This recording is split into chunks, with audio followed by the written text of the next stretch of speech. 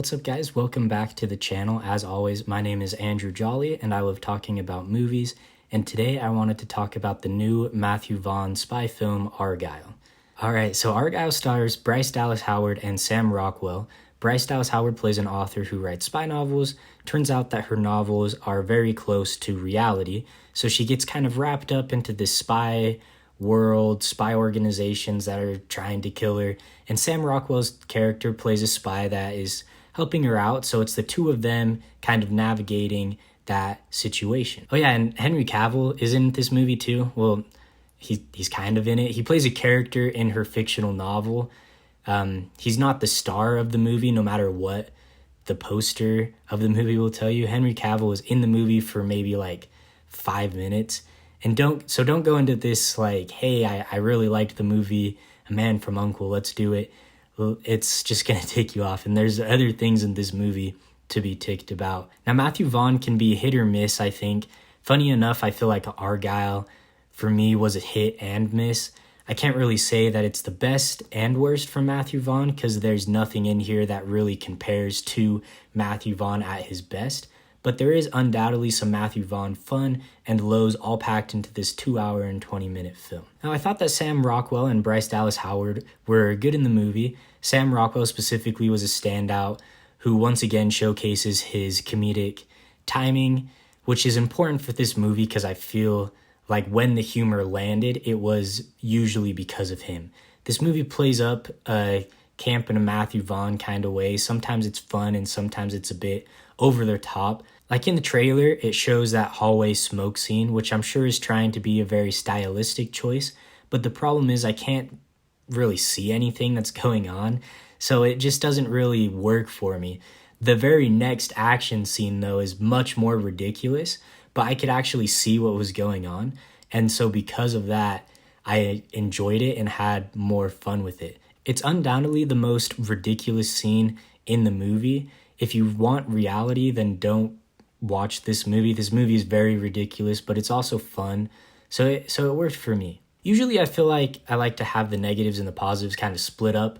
But for this video, I feel like it's all kind of mixed together, which is kind of how the movie feels. So it's kind of on brand there.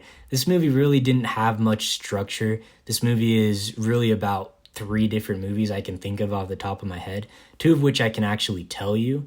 The third one I can't really tell you because if I did, it would kind of give away some of the twists, and so it kind of is like a spoiler that way. But it's almost like isolated incidents because the first part of the movie is like, all right, we're going with this vibe, and then it switches, and now we're going with this vibe, and it's all right, let's do this other movie. At first, she's an author that's trying to work with a spy, trying to figure out what's going on with the big bads. She thinks like a spy, so she's like, all right, how would I write this? Oh, hey, this is what I would do, kind of like Will Graham and Hannibal, but without the serial killing. Then it's like, all right, no more of that. Now we're enemy of the state. And then from there, it's like, all right, we're doing something else. And I feel like I need to emphasize that it's always the comedic version of those movies, and it's always remains a comedic buddy spy film. This movie does have some fun twists and turns, and I've got to admit, I was having fun with it.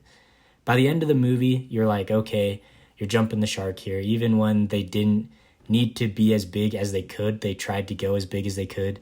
The movie kept doing this weird thing where they would have an action sequence and Sam Rockwell's character would be switching back and forth from Sam Rockwell to Henry Cavill. And I think that maybe just the one scene would have been good towards the beginning of the film to kind of emphasize that similarity. But it's almost like they were trying to force feed you Henry Cavill. Like they just paid all this money to have him in this movie only for him to be a character in this book that the main character writes. And so they're trying to kind of squeeze him in wherever they can. And the movie, I think, is a bit too long. It's 2 hours and 20 minutes. I think that no longer than 2 hours would have been great for me. No longer than 2 hours for this movie for sure. The cat was cute, though. It's kind of funny, though. It's like lazy key jangling for cat ladies. Like Henry Cavill didn't work enough for you to bring all the ladies into the theater, so they had to throw in the CGI cat. Hollywood was really using all the stops to kind of reel in that female demographic, except really using good writing. And kind of last but not least, I wanted to talk about the CGI. The CGI and the green screen in this movie kind of goes from noticeable to just downright bad. It's an epidemic in movies. I see it more and more, and it's like that phrase, the new normal, right? It's kind of just the new normal in Hollywood. You go in to watch a new Hollywood movie and you're kind of like, oh yeah, it's going to have bad CGI.